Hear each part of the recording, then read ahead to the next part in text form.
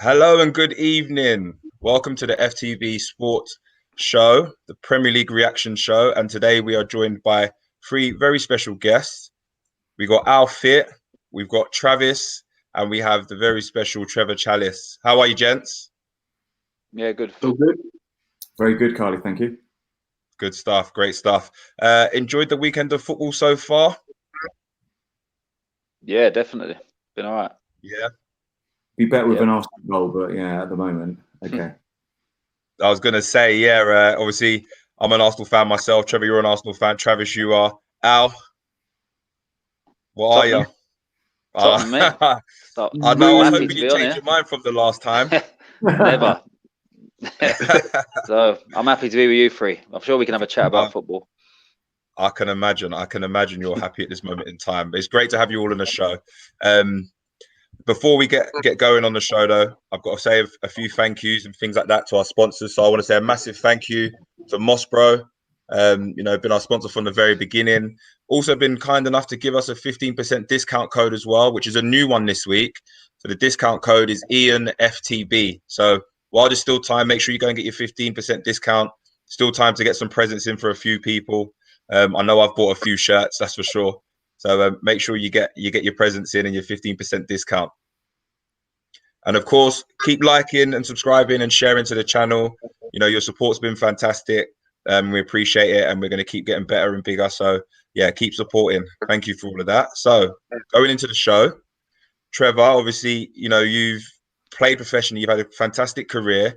And obviously you're the special guest on today's show. You're currently a PDP youth team coach at Bristol City at the moment, aren't you? Yes, I am, yeah. I retired at 35, went into a couple of different roles, recruitment, and then I went into the coaching and thoroughly enjoying the coaching part of it at the moment, yeah. Okay, nice. And how long was you in, how was the transition from... Hello, Trevor, can you hear me? Yeah. Just repeat that question again. I missed you there. That's all right. How did you find the transition from, you know, being a professional and then going into retirement and stuff like that? I think when you reach your late 20s and early 30s, and you'd have realised that the panic sets in, not a panic, the realisation sets in of your plan B, and the role I'm in at the minute. The hardest thing is to speak to young lads about the plan Bs and the importance of a plan B. But I thought about different things. Jason Matthews, you had on your show a couple of weeks ago, he's an electrician. I thought about, do I do an electrician course? But football is the only thing you know. So I went down the route of my football badges, and I went to campus school with the Bournemouth guys and done some of my badges with the likes of Eddie Howe and Jason and people, Jason Timber and guys like that down there at Canford, and sort of fell into the coaching part really. And when it's all you know, it's great to give back something which you know and you love as well. Yeah, of course. I can completely relate to that. Obviously, having recently retired early, not so long ago, so I completely understand that. So just give us a brief idea. Like, where did your career start? I played in a really good team. I'm from Harrow originally, and just outside Wealdstone. And I played for a team called Belmont United, and we were a fantastic team. So in my team was Kevin Gallen, who obviously played for Queen's Park Rangers for years. Yeah. As I said before, Matty Brazier, who played for Fulham and Cardiff. Myself. There was about 4 or 5 pros who played the game that come out of one Sunday team. Oh, wow. We were all at Arsenal as kids. And the usual thing happened, that the head scout went from scouting for Arsenal to QPR, and we all followed him basically. And that's how we all end up at the Queen's Park Rangers. So we all followed from Arsenal to QPR. I went to the FA School of Excellence at 15. I got selected as one of 16 to attend the FA School of Excellence, which I loved. It's like an early insight to being an apprentice, really, where you train every day. You go to a local comprehensive. And in my senior was Sol Campbell. He was a great guy, good footballer, tough, strong-minded Sol. In my year group, we had Ben Thatcher and boys like that. So thoroughly enjoyed my early years. And then that took me to an apprenticeship at Queen's Park Rangers. And in my year groups, in my seniors, there was Danny Diccio, who come through as a centre forward. He was a good centre forward, went out to Italy. Big 6'4", centre forward, good touch for a big man. In my year group, Alan, myself. In my younger year group, there was Nigel Quasi. So we had a good sort of crop of players who grew together and played Football League together, yeah. That's incredible. So you've played with some extremely good players, that's for sure, and obviously come through at the same time, which must have been quite, in one sense, really, really good for you because obviously you was familiar with the people you was around, but then also, I suppose, going head to head with those players trying to fight for the same dream must have been quite strange at the time for you. Yeah, and a lot of strong characters as well. Obviously, Kevin played for England under 18s with myself, and then the under 21s we played for the 21s together. Same as Nigel. Daniele opted to go and do a little bit for Italy with the younger year groups. But we sort of pushed each other. So we all grew together. So we all played in the under 18s as a group together. And then we all grew into what was the old reserve team together, so we won the under 18s league with the likes of something really good. And then we won the reserve team league the following year as a group. So there was always going to be one or two players come out of that year group when you're doing that as a young group. Yeah. Yeah, no, that's brilliant. And I think Al, you obviously you played yourself as well a bit, didn't you, Al? And how did you find that when you was younger? How did you find the competition? So yeah, I with Trevor. Trevor was at Belmont, and I was at Sudbury Court. So you'll know the Sudbury Court, yeah. And we had such a good team. Like literally, we won everything at that age group, and even like the younger guys came through. The younger team, they were winning everything. Like Sudbury Court was the team. Like I know it goes through stages where like Sudbury Court might be the team, and Norfolk Villa, Walpole Wanderers, like all them clubs there, good little like Sunday clubs, and then went on to play semi-pro at Yeading, Wealdstone, Hampton, and Richmond. But the players that I saw, I personally don't believe. Like it's hard to say, but I don't believe I was good enough when I see the guys that did come out of some of them teams, like. The ones that were really good, they stood out a mile, like Jermaine Betford, Marvin Morgan, DJ Campbell. Just guys like that. They were just that little bit ahead, like Fitz Hall. Do you know Fitz Hall? Yeah, I know Fitz. A guy called Nevin Soroya. I don't know if you've heard of him, but he was a good player as well. Just loads of them. They came out. So when I was there at Yeading, and DJ Campbell and Marvin Morgan were on the pitch. I was on the bench. I'm never getting in that team. Like you're literally that player that comes on and thinks, even if I score a hat trick now, I'm not starting next week. So you just waited for like the reserve games and stuff like that. But you was a first team player playing in the reserves, where when you got in the reserves, you was the best player, and it was easy. And then you got to the first team and you're like, I might get 10 minutes here. It's a really horrible time. And I think we lost you a little bit there. Oh, do you hear that? Yeah, you're back now. Sorry, you're back. We lost you a little bit there. It's a really horrible time. And then when I dropped down the leagues to Ryman Free, played for Edgware Town, and when it was Ryman Free, and I scored 14 goals in 10 games. It was such a different level than Ryman Premier. And then I went to Harrow Borough off the back of that. And again, then you just realise the levels. Like I think you find your level, and you just got to be man enough to admit that you find your level, and that at that age it's hard, but you think I'm not as good as them. And the sooner you realise that, I think the better, because then you can move on to something else. And I've got a career now in something completely different that I've been doing for 15 years, and that's it for me. Like I love football, but I just agree that I wasn't good enough to be a pro, which a lot of people it's hard for them to say. Yeah, no, and that's a really good point, and it's great honesty as well, because I think sometimes, I'm a real advocate of like following your dreams and chasing your dreams. But you have to be deadly honest with yourself as well at the same time, and sometimes it can be a tough thing to kind of accept, but there comes a time when you kind of need to make sure that you're doing right for yourself long term. I think sometimes, especially with the way football is now, that honesty gets lost a little bit, doesn't it? We kind of just want to make people feel good, but the honesty is key, for sure. Definitely, for sure. And Trevor, do you know what interests me? So like from a fan's point of view, Trav, when you hear kind of the background stories of players, that play, you're clearly an Arsenal fan, proud with your Arsenal t-shirt on. But when you hear the background stories? Do you feel more connected to those players, and do you feel like you understand them more as a player and as a person? Sorry, Carl, you cut out a little bit on there for me. What did you say? So I was saying, as like from a fan's point of view, do you feel like when you hear players' background story and kind of what they've had to do to get to where they are, do you feel more connected to and understand them more as a person as well as a player? Yeah, I do. And obviously, I'm quite lucky because most of my best friends are pros. So Darius Charles, you, Ryan Peters, you all played at a really high level. And I saw how much work and effort and talent it takes. And, you know, growing up with you guys, I remember seeing you guys play, and you guys were so much better than everyone else. So in my mind, I thought, like, you guys are definitely going to the Premier League. And then obviously going through you guys' hardships and your transitions through lives, it's kind of like, it's impressive to see the progression of you guys play. But I know firsthand, because I know you guys so well, how hard it is to be an elite professional football player.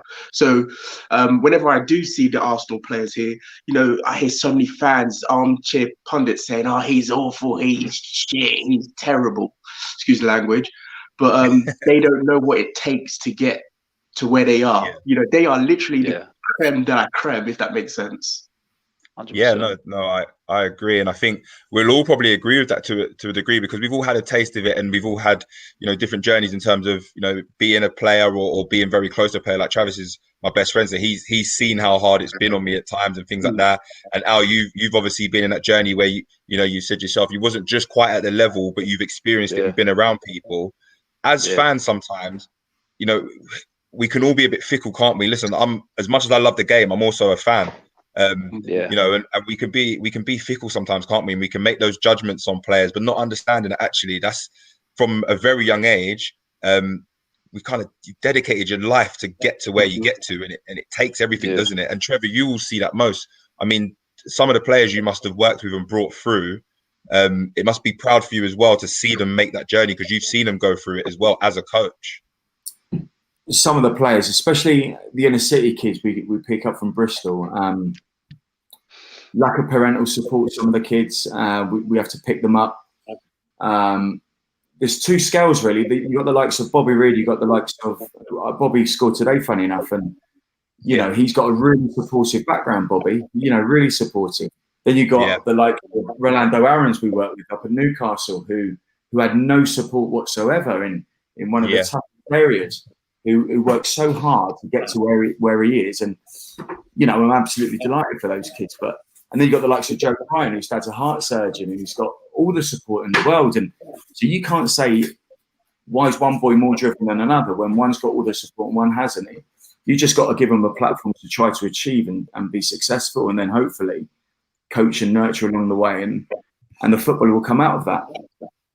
Yeah, I mean, you've brought some magnificent players through, in fairness, and helped them at the probably one of the most vital parts of their journey, right at the beginning, where they're kind of, you know, striving for that dream and learning what they can. So, you know, you've named Bobby. I've been fortunate enough to play with Bobby and Joe. I've played against Rolando Aarons, but I can imagine the list for you must be non-stop almost. Yeah, and it's great for us. Well, we've got to the stage now, I think, as an academy at Bristol City, and it's taken a while for us to get there. To now turn on the telly on a Sunday afternoon and see the players that you've actually worked with, and whether it be Loy Kelly on yesterday, you know, you look at the Bournemouth results to see how Loy's getting on, and these are your players. These are players that you care for. These are players you've picked up in the car and driven to training and gone and sat in school with them and spoke with the teachers to try and get these players to where they are. So there'll always be our players, even though they're at different clubs, will always have an interest in these kids. And that's the care part, I think, that we put in. Yeah, no, definitely, I agree. And just a little bit more on obviously your career, because you did have a fantastic career. What was it like representing England and representing your country? You know, 16, 18, right up to 21s level. What was that like? Unbelievable. And also play for Ireland, so I had a couple of caps for Ireland as well, which was. You managed to do both. So I was lucky enough to do both, but when you put the jersey and when you put the England shirt on, it's an unbelievable feeling when the anthem goes up, and you know you go. There's nothing better than that, really. I don't think. And then I was lucky enough to get the call up for the Toulon tournament with the under-21s with David Beckham was in my team, you know, and he stood out head and shoulders. And you spoke earlier about the dedicated part, and even with England under 21s, he had his breakthrough year at Manchester United. He was still working harder than any other player, you know, at the camp. So we were finishing training. He was still working with a bag of balls. He was still practicing. And I use that with my young lads now. I still use that with my young lads. I've heard he used to basically stay out after training and he would do free kicks like that, but he'd take 100 shots minimum. Yeah, it's incredible. And we'd be back at the hotel and somebody would have to go and collect him and bring him back, and he'd have lunch after us. And that was the dedicated part. And I remember speaking with Terry Cook at Man City and a couple of the other boys and said, this is him, this is how David is, this is how relentless he is in his work. He could have had to go off and decided to go too long to play football. And he was saying it was obvious he was going to be the one. That's incredible. That really is. Another question for you, Trevor. Who's the best player you've played with? You've already dropped a few good names, to be fair, so it must be a tough choice for you. Listen, David Beckham, I thought he was an outstanding footballer. Yeah. But I thought my old player manager at QPR, Ray Wilkins, I thought not only was he an outstanding footballer, but he was an outstanding person as well. And, you know, he could make Les Ferdinand, you know, you could make the tea lady feel as important as Les, you know, and that was the type of person that Ray was. And I think while he was there, he really touched everybody in an important way. He did, Ray Wilkins. So for me, the whole package, Ray Wilkins was outstanding. Oh, nice. So I've got one more question for you before we get into the games and the results and stuff. Okay. Could you tell us just tell us what is the biggest and best bit of advice that you would give to the academy players that you've worked with and that you're continuing to work with? What is the key thing that you kind of, you know, you help them understand and you think gives them the best chance of having a career? Because one thing I find is people aim for the pro contract, but they forget about the longevity of a career and trying to have a career for 15, 20 years. I think people just strive for that, signing that pro contract, and sometimes they think they've done the work. Whereas for me, it's the longevity afterwards that kind of defines you as a player, isn't it? I can always remember. Do you remember a centre back called Alan McDonald at QPR, Carly? Yeah. Centre back, and I always remember him saying, "You're not a footballer until you've played 100 games." And I remember thinking as a young lad, you know, but he's probably right. You speak about the longevity, and it's the hard work, isn't it? It's the relentless hard work daily. Yeah. Technique, I think, is important. You have to work daily on your technique, because if you can't handle the ball, you won't get the ball, and you know they'll stop passing the ball to you. So for me, you got to work relentlessly, hard work daily, work harder than the next person. Technique is the be all and end all. Yeah, fantastic. We've been lucky to have a few people. We had Ian Brewster's dad on, who was speaking about his journey and the dedication he had. So we've been lucky to have a few people come on and sort of give some fantastic advice to the next generation, which is brilliant, of course. Trevor, thank you for that. Thank you for letting me throw some questions at you. That was brilliant. Gents, let's get into the games. But before we do, again, I just need to say a massive thank you to our sponsors. You know, they've been brilliant. Moss Bros, get your 15%. New code Ian FTB, all capital letters. And again, keep liking, keep subscribing, send your comments in, so we can get them on. But yeah, it's been fantastic so far. So keep supporting us. We appreciate it. So gents, let's get into the games. Obviously, we've got a Tottenham fan who's extremely happy at this moment in time, and then the rest of us are Arsenal fans, which isn't the easiest for us at this moment. I'm not actually sure what the score is at the moment with the Arsenal game. 0-0. Saka got sent off. Okay. Terrific. Yeah, terrific. I look forward to this. Good. You sound happy with that, Al? Yeah, mate. Yeah, he's a liability. I don't know how's he still in the team. I'll never know how he still gets in your team. But keep picking him, Arteta. Keep picking him. Oh, brilliant. All right, so let's get going. The first game we'll talk about, Manchester Derby, ended 1-1. What was your thoughts on that game, Al? How do you think it played out? Yeah, it was 0-0, wasn't it? Sorry, yes, it was. Yeah. It was a really just like neither of them really wanted to go for it. Like you just looked and you thought, someone do something, and then that will open the door for someone else to do something. But you would have thought the emphasis would be on City, to be honest. They've got the better players. United obviously just got knocked out of the Champions League, and even though United are actually above them, which I didn't even realise until I saw after. But you know that it's going to end that City are going to be above them, and City have better players, and City have Pep that is progressive in the way they play. And I'm surprised they didn't go for it. But I think United were there for the taking, but they didn't. So and then United will be happy with the draw, and it was just like literally just went past. I remember looking, it was like the 85th minute, and I thought I don't remember anything actually happening in this game. So yeah, it was really boring, to be honest. I was going to say that, Travis. I mean, it seemed like a very tentative game, didn't it? And for me, I felt like Manchester United set up a bit not to get beat, but Man City didn't really produce what I thought. What Man City teams produce in terms of the way they play and the flow in football they play. It just didn't really seem like a true Manchester City performance. No, it really didn't. And I've noticed that Manchester City have really struggled against the low block, and they're missing David Silva massively because he had that ability to draw in the player, bounce it around them and open up teams and open up the floodgates. And they just struggled to break down teams. And I really thought it was Manchester City's time to really show their intent this year. And I think they kind of failed it. And they seemed pretty happy with the draw, which was strange. And I think around the 70th minute, I think they were both happy just with how things were going. So it's a bit of a strange game. It wasn't the most entertaining, to be fair. Yeah, agreed. Did you manage to catch it, Trevor? Yeah, I watched a little bit after our game because we had a game yesterday against Colchester. Yeah. I agree with you guys. I watched from about the 70th minute, and it just looked both teams were happy for a draw in the end. Nobody really wanted to go for it. Nobody really wanted to really commit any real bodies into the box, either box. Looks a bit tepid in the end for me. A bit disappointing draw for those two teams. Yeah, there was quite a bit of hype around. Obviously, it's a Manchester derby, so you expect it to be a little bit fiery. And it's funny, I saw a lot on social media. A lot of fans weren't happy with the players' reaction after, in terms of they was all laughing and joking, and a lot of fans didn't like that at all. And I think they feel like they've, that fieriness of the Manchester derby's almost been lost a bit, hasn't it? That's what it feels like. Roy Keane said it, didn't he, about John Stones hugging Maguire and things like that. Yeah.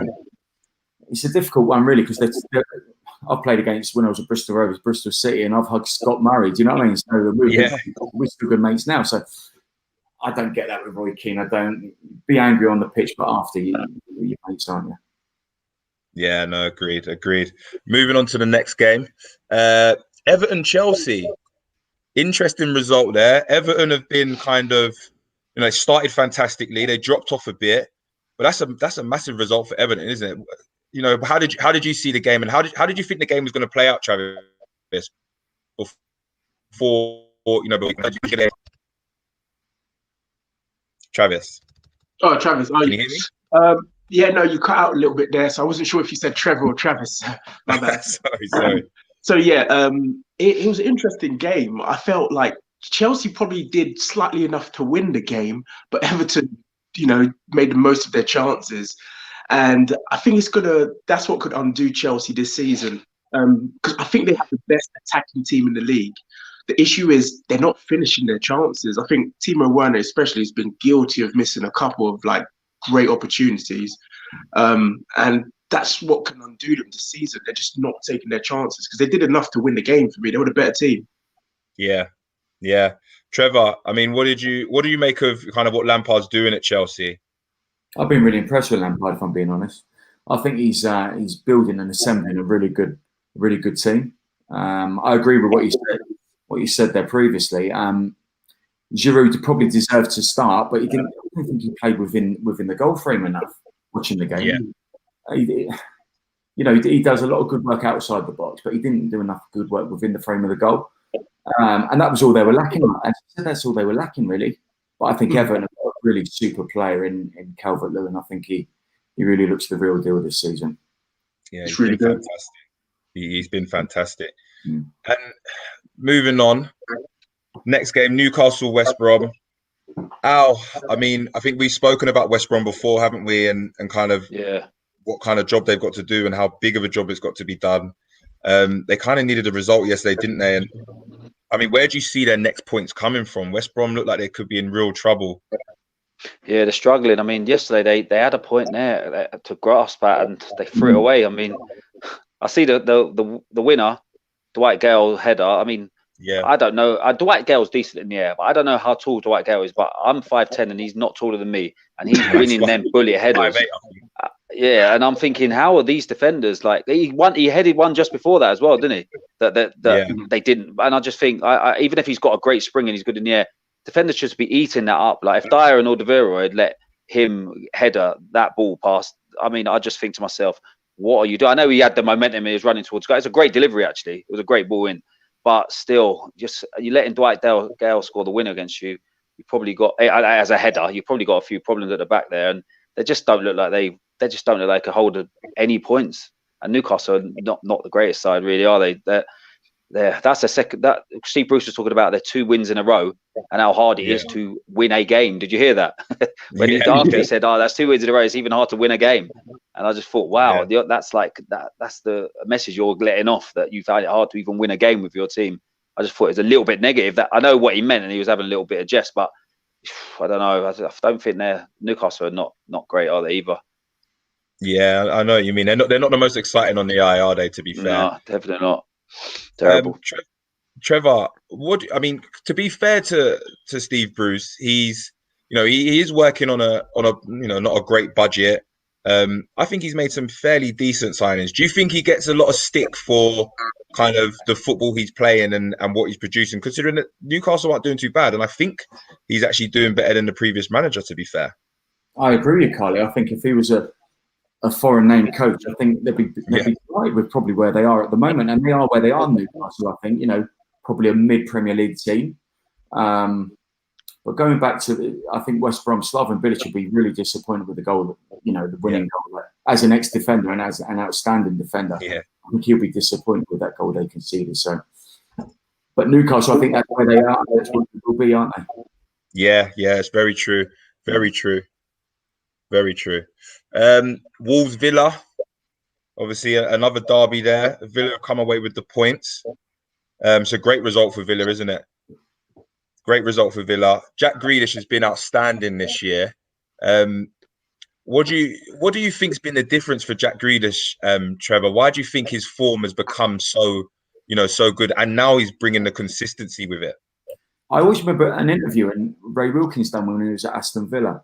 And he said he was the best young player he's ever worked with, and that was a strong statement. And I've always paid attention to Jack Grealish because I didn't know him at the time.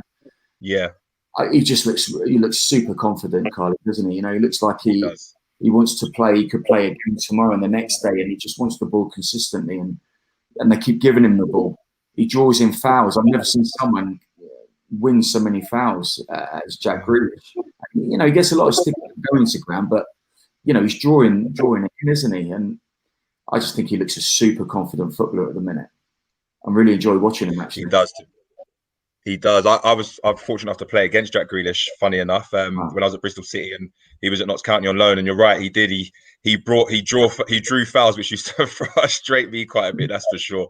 He was very good at that. But he's going from strength to strength, isn't he?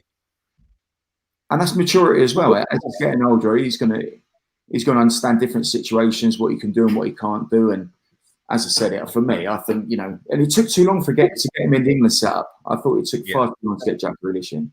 He should have been long before he got that first call up now. Yeah, I agree. And Travis, speaking on the England setup, would you want to see Jack Grealish in the England setup starting more?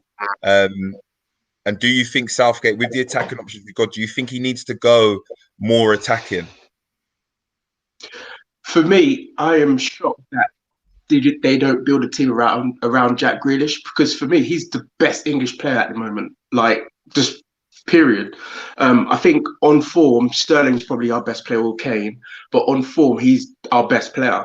And he's the kind of player that you want to build a team around. He's just got that fearlessness. He plays in a continental way. He draws a lot of fouls, relieves pressure, and he can score and set up goals. So I would start him. I'm a bit surprised Southgate took so long to incorporate him into the team, to be honest. Yeah, agreed. I agree.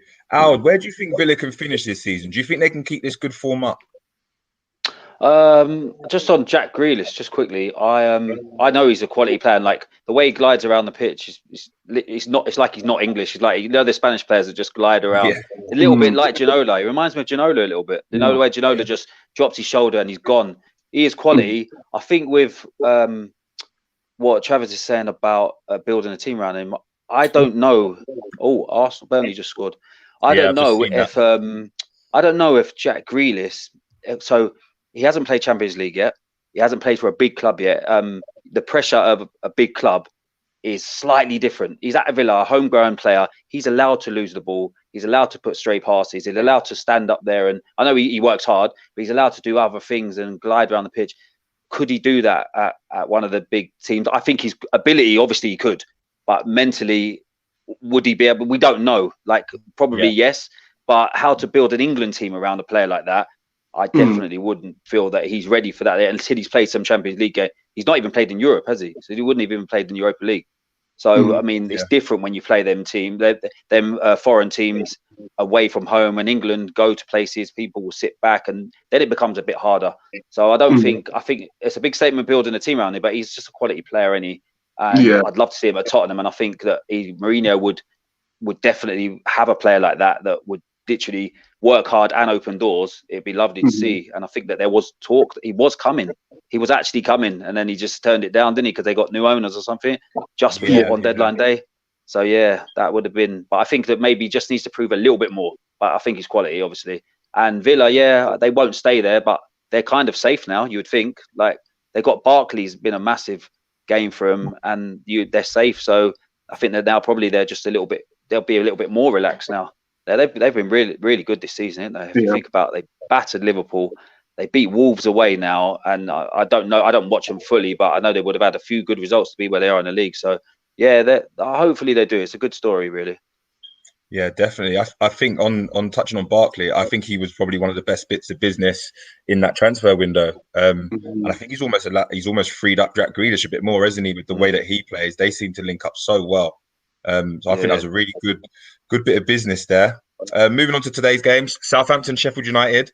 Sheffield United struggling. We spoke about them for the last few weeks, so I'm not going to speak about them too much today. But Southampton, the turnaround there has been incredible. What Husenhauer has done is fantastic, and their football's thoroughly enjoyable, isn't it, Trevor? A guy I work with at Bristol City, he's moved to Southampton about a year ago. He coaches the under-23s. He said Husenthal is the best defensive coach he's ever seen work. He said, really? The roles and response. He said it's fantastic, and the triggers from the side or the front is fantastic. He said it's brilliant to watch, and they've now introduced that into the under-23s, into the under-8, and it's literally ripping right through the club. What he's doing there is outstanding, I think, and a couple of the signings he's made with a high intensity press. Shea Adams, I think, can do it perfectly. I think he sets the press really well when I watch today. But they look relentless. They look strong. They look powerful with Danny Ings as well. They look good. They look a really good unit. Yeah, and I think Southampton's the perfect example of sometimes when you're patient with a manager, it works out, doesn't it? Al, that patience has paid off for Southampton. Yeah, definitely. I mean, he's got a good background. I don't know his full background, but I understand. I know a few Southampton fans at work and stuff, and they say this guy's a serious guy. Like it's not even just plucked him out, and it's not luck. He's a good manager. So with regards to patience, I hope Arsenal stay patient with Arteta, because that'd be nice to see. But we'll move on to that in a bit. But with him, I just think that I can't say his name, so I won't. But he's a good manager, and I think that, like we said before, Carly, how long can they keep this guy? Because now he's starting to show, and now he's becoming a name. And then all the other teams, well, like Arsenal, for example, you potentially could be looking for a manager soon, and this guy is ripping it up. So, and he could kind of be exactly what you need. If Trevor's saying how good he is at setting players meticulous tasks, then you think to yourself, that's what Arsenal need, ain't it? You need to get a guy in there to say, there you go, this is what you're doing. If you don't want to do it, then you don't play. Yeah, agreed. No, definitely agreed. Moving on, Palace Spurs. Probably not the result you thought you was going to get, Al, in fairness. But before I come to you with that, Travis, what have you made of Spurs this year? Listen, this is going to be tough for you to talk about, I know, but what have you made of Spurs this year? What Mourinho's done? I think it's been excellent. I've been really impressed by the signings. Great pieces of business. Bringing Bale in, even though he hasn't done much. Like some of the signings have been exceptional, and they've just come in and they fit in so well. And he's getting the best out of his current crop of players as well. I think the foundation was kind of there anyway because they had a decent squad, but his additions it's just amazing. And I don't know if you guys got the chance to see the documentary on Amazon about them, but he's such a charismatic guy, and the way he galvanizes the whole team, it's a job well done. It's sad to see. It's just, as an Arsenal fan, it hurts me to see how well they're playing. Would you take Mourinho at the moment? No. I can't stand him. I can't stand him. It's just, you know, Arsene Wenger's like my second father, and he called him a voyeur, so... Fair enough. Al, I mean, for you, you must be really happy. Sorry, it's cutting out. You cut out, Carl. Oh, sorry. Yes, Yeah. I was saying you must be extremely happy, Al, with what's happening at Spurs at the moment, and what, you know, the way that you guys are going, and how he's got the team working together. Yeah, definitely. And like, as a Spurs fan, I don't know if you're like this as Arsenal fans, but I looked and I thought, Palace away, that's very difficult. The fans are going to be there. They got some really flamboyant players. And then we got Liverpool away as well next. And I thought, we'll go back to being Tottenham and we'll lose both them games and everyone will laugh at us. That's my mentality. But then as I started watching, maybe 10, 15 in, I thought, hold on. Like, we looked really solid, and their players just looked like the likes of Zaha looked like he had no space, whereas people give him a little bit of space. Like Mourinho's, it's like he's pinpointed. I know he does. He pinpoints every single player and what their strengths are and what we need to do to nullify their strengths. And I think that, like Trevor said, that we had a good squad, we had a decent squad, but we had no winners in that squad. Bringing in the likes of Joe Hart, who I think is a massive addition. Not to play on the pitch, but he's a winner. He's won everything. He's played in massive games. And Gareth Bale has done is made Bergwijn play. Literally, Stefan Bergwijn is amazing now. It would have been more in there, probably floating about. Bergwijn would have come in and out, but now Bergwijn must have thought, Gareth Bale's here now, I better start playing. And what Bergwijn does, he's actually better for our system than Gareth Bale is, because Bergwijn will graft back. And Gareth Bale's a 4-time Champions League winner. He doesn't want to be chasing back. Let's be realistic. He's coming near the end of his career. I mean, I'm not saying he hasn't got the heart for it, but to have Gareth Bale in your squad is still quality to have. And we've got all them Europa League games coming, the League Cup quarter-final, semi-final, final, when we win that. So Gareth Bale could be a big part of that. So, yeah, I think I'm just loving it. Like, when people say it's boring football or it's masterclasses, and I know that word's overused sometimes, but it is. Every single time it's a masterclass. So we went 1-0 up, then we just sat, because we went for that 1-0. We went for it. We played really well, got the 1-0. It was a bit of a lucky goal. But then we sat back and got sat back and back and back. And Hugo gave them the goal. Let's be honest. He should have caught that. And they wouldn't have scored. They didn't look like they were going to score, which, how many other teams can you say that you play against? Like when we played you last week, it didn't really look like scoring. Arsenal, with all them quality players up front. And I know you've got problems there, but we're sitting there and teams don't look like they're going to score. Sissoko and Højbjerg are just sitting there. So literally you've got four at the back, then them two, 6 players come and break us down. If we nick it off you, we'll just give it to our world-class forwards and they'll go and score. I mean, that it's quite simple, ain't it, really? It's actually simplified what football's about. Like, these guys here will stop you from scoring and them guys there will score at the other end. So it's kind of genius, but simple. Sometimes the simple things are genius. And when you look into it, the guys, I feel Mourinho, whatever Mourinho does, he's going to succeed at. He's just that guy. Like, you don't get many of them. And he is that guy that wherever he goes, this will be his biggest achievement if he wins the league with Tottenham. I hope you all agree with that, because this is the smallest club he's been at, really, ain't it? Apart from Porto, but they were early days. But even the Champions League with Porto, they had a really good side and he had built that, and he had a little bit of backing from the chairman. This team here, Tottenham, are the most unsuccessful team around at the moment. And like for the big clubs, for him to win the league with them would be phenomenal. Yeah, no, I do agree with that, to be fair. Trevor, you've probably seen this, actually, just staying on the subject of Mourinho, but he was talking about setting the tactical culture within the team and every player understanding their jobs. Obviously, you know, as a coach now, how important is that and how early do you need to kind of get that implemented into your team and into your squad? Yeah, you hear the phrase so often about having an identity, don't you? And yeah. We were just speaking to our boys yesterday about our identity. And we have to have one, whether it be as a pressing team, whether it's being into a mid block. And ours is that we do try to get the boys to press. We are within 5 seconds. We try to win the ball back, whether it's a press or a counter press. So, and I agree, Mourinho, he sets his teams out excellently. He's an expert at setting teams up to win games. So whether he sits into a block or whether he goes to presses, I think he's an expert at however he sets up. And his signings, you guys say earlier, his signings have been top draw. The left back, the boy from Madrid, is a joy to watch for me. As an ex-fullback myself, is it really on? I think he's what a good player, what a good signing. And you know, he's an upgrade. You talk about upgrades, he's an upgrade on what they're previously. And Holberg in midfield with Sissoko. God, I wouldn't like to play against those two, I know that. Yeah, definitely. Definitely, I agree. Moving on then, Fulham-Liverpool, a result that probably people wouldn't have expected. I thought Fulham were excellent for 5 minutes. Yeah.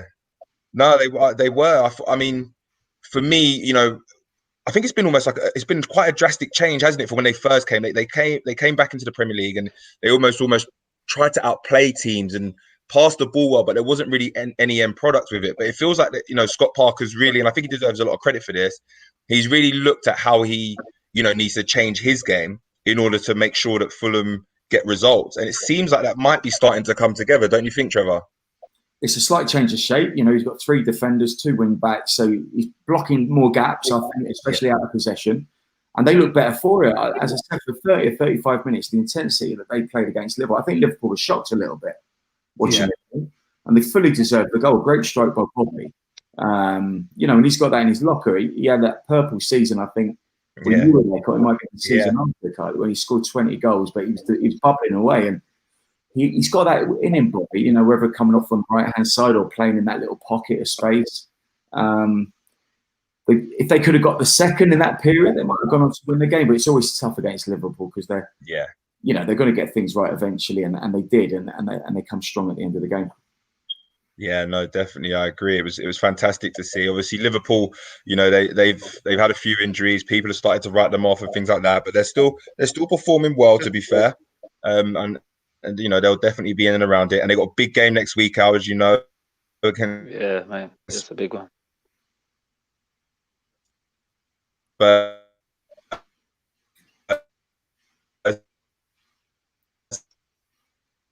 good chance. You're cutting out, Carl. Cutting out, man. Nicking some points there at this time. Okay, you're cutting out, mate. I can't hear a word.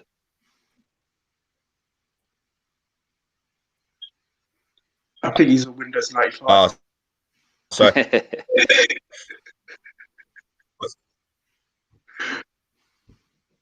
I was going to say he's got. You're on dial-up.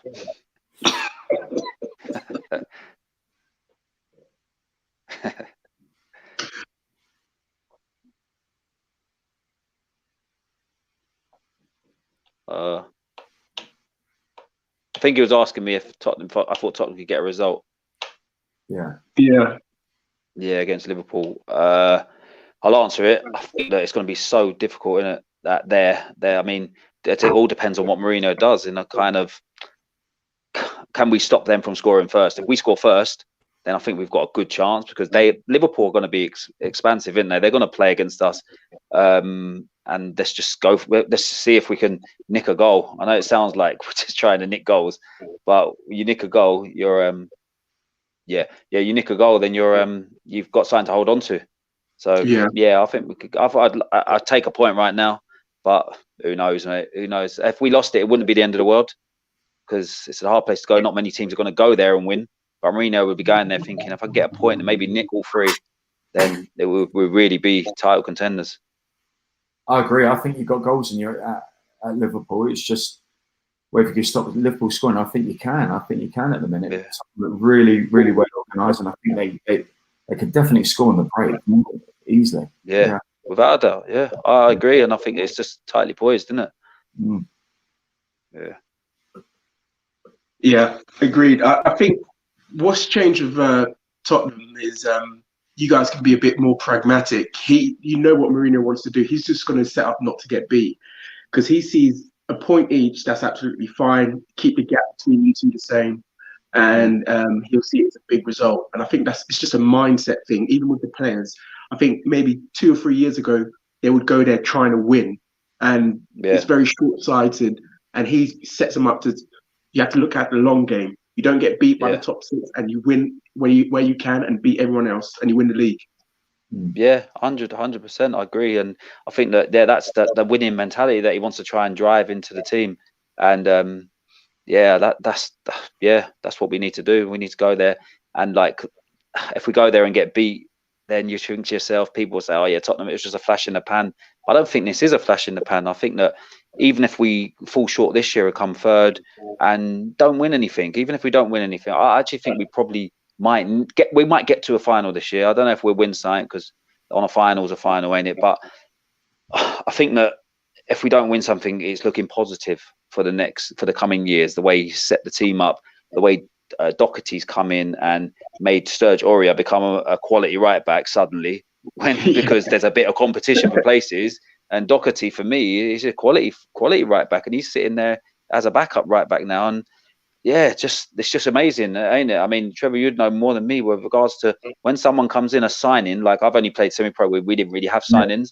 When a signing comes in, what does that do to players? Does that just make them think, hold on, this guy? I remember, have you ever heard the story about Ginola where I can't remember who the left winger was, but Ginola was some French kid. They came walking down the stairs at Newcastle, and I think Lee Clark blazed the ball at him, and he just brought it down dead. And they looked at the player that's normally left back. He went, "That's your position gone."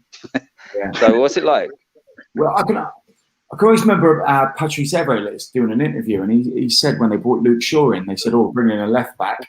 He said, "Well, that's brilliant. That's going to make me better." Yeah, that's brilliant, because a lot of players can look at that. Oh, they're signing £30 million on a player. It can either spur you on, can't it, and make you go again, or you can throw it down in. There's 2 ways, and it depends on the type of character you are. But I think that's really spurred Aurier, and he looks a totally different defender, doesn't he? I know, it's crazy, isn't it? It does. He looks good player. Yeah, he does. You back, Carly? Oh, he's not. He's not back. Also, I was going to say, Spurs have the feel of Liverpool about 3 or 4 years ago, don't they? You know, when they were getting better, they were there or thereabouts, and they look like they were ready to springboard a little bit with the players that they've got. No, I mean, I agree that they're unstoppable. I mean, Kane and Son at the moment, I mean, they're literally, Kane is, I would say he's the best striker. Like, forget Messi and Ronaldo, because they're not strikers for me. They're just footballers. Like, they're the best players no matter what. But apart from that, apart from Lewandowski potentially, but for me, it sounds biased, Kane's better than Lewandowski. Not potentially. He literally won the Champions League and their league. Kane hasn't won anything. No, it's not. But Kane has one thing. So when a lot of Arsenal fans throw in the Tottenham players haven't won nothing, they haven't won nothing as a team. But Kane has won the Golden Boot at the World Cup for starters. I know there's a lot of penalties, but you still have to put them away. And Kane would have won many individual accolades. Yeah, so it's because Tottenham as a team haven't won something. And how many teams are winning stuff in England? Man City got a clean sweep not long ago. So no one won anything that year. So, I mean, when you say Kane hasn't won anything, Kane has been in a team that hasn't won anything. But Kane as a player is as good as Lewandowski, in my opinion. I mean, there could be a debate about it, but I think if I was a manager of a football team, I would rather carry Kane in my team than Lewandowski. Okay. I watched Lewandowski live at the Emirates about 4 or 5 years ago, the Bayern Munich and Arsenal game, and he was the best I saw live. He was unplayable against Arsenal, but Kane's on that level. He's getting to that level now, I'd say, watching him. Yeah, I watched Lewandowski last year against us in the Champions League. Was it last year? Yeah, I think it was last year. Well, it was at our new stadium when they beat us 7-2. Yeah. So it was only in the last year or two. They absolutely hammered us. And even though the boy got 4, the ex-Arsenal player got 4, Lewandowski, I just looked and I was a striker and I thought, oh my God, like this guy here has every single thing that you could possibly want. Like when you look at Aguero, you think that guy there's got everything. He runs in the channel or he drops short. But Lewandowski's got more than that. Lewandowski is quality. But I think Kane now, when he drops in, his passes, like percentage of completed passes when he drops in that number 10 hole, he virtually hits every single, whether it's 40 yards, 5 yards, 50 yards, it hits the player every time. And that's a striker, that's a goal scorer. How many other strikers in the world do that? There's not many. No. Not many. I've got a question for you guys, footballing guys. I think for me, Son has been the best player in the Premier League this season, but it seems like Harry Kane gets most of the plaudits because obviously he's been exceptional when his link-up play has been good. But what Son is doing and the chances he's taking and how clinical he's been, I think that's the hardest part for me. The hardest part is to actually run through 30 yards, beat the player and the keeper. Am I wrong in thinking that? Or Yeah. For me, Son this season has been exceptional. I haven't been this season, obviously, because fans can't go. Last season, I mean, Son is a quality footballer, but Son used to go missing in periods. When you used to go and watch the live game, Son did go missing, and it hurt. Like, I know that everybody rates him, and I know that like he's both-footed, great finisher, runs with the ball, works hard. He's got everything, but there was periods of the games where he became not even dangerous, like maybe 20-30 minute periods of some games, and he'd be out there and you'd forget that Heung-min Son's playing. You never forget Harry Kane's playing. You know that Harry Kane's playing, because even when he's having a bad game and he touches off, he's still ruffling feathers and he's still getting free kicks and stuff like that. I just think that's it. Harry Kane is just that. He's just that little bit more. I think Son's more flamboyant, the way he glides and that's the way he hits it with both feet and that. But I think Kane is more, because he's more of a more of a block guy, and he looks more robotic.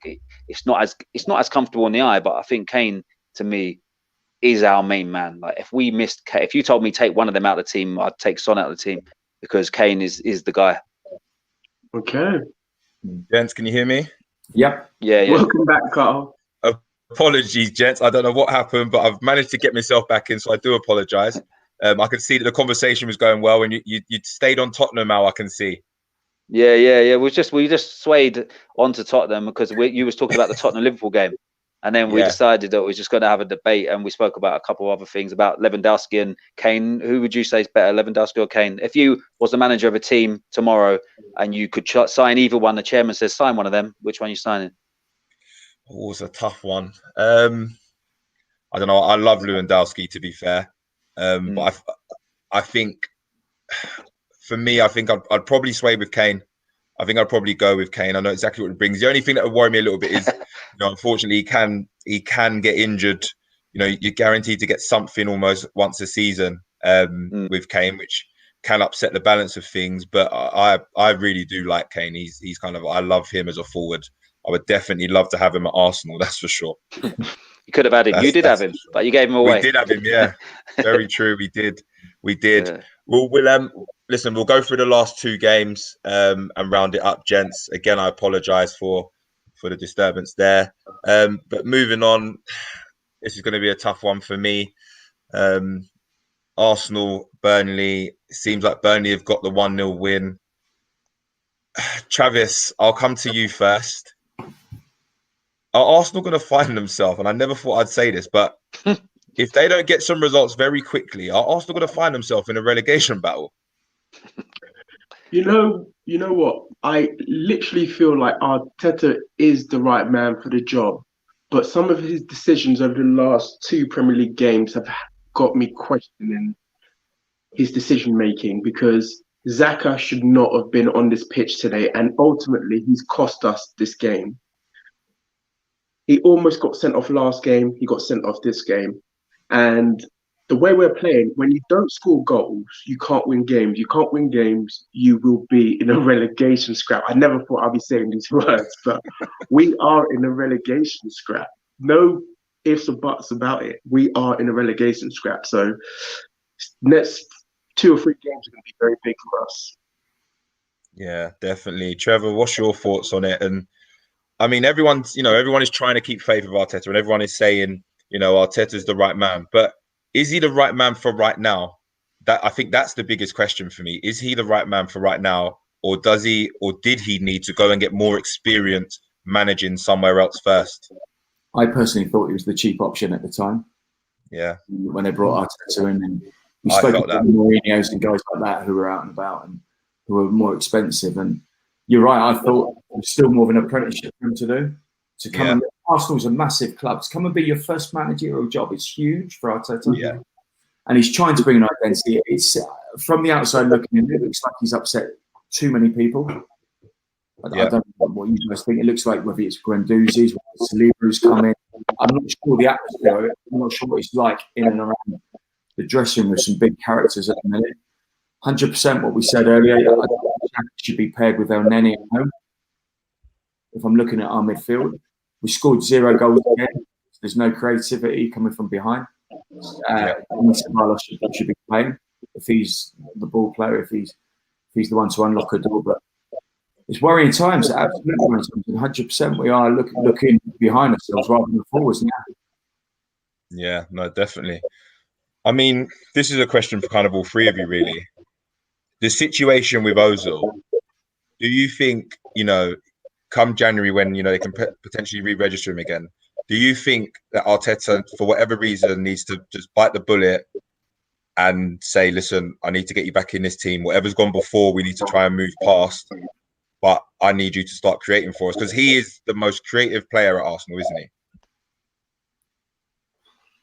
I think that's gone. I think there's too much to be done there with Ozil. I think they will try and ship him out in January or try and come to a resolution on his contract. But I can't see Arteta burying the hatchet with Ozil, even though, in my opinion, I think he should. In my personal opinion, I think he should. What's your thoughts, Travis and Al? What's your thoughts on that situation? To me, Ozil's not the answer, is he? So Ozil wasn't the answer last season. This is not just happened at Arsenal. I say to a lot of my friends when they say, "Oh, you've won nothing, and yes, we've won nothing," but I say to them, like, the 10 years I've known you or the 12 years I've known you, Arsenal used to finish 30 points above Tottenham.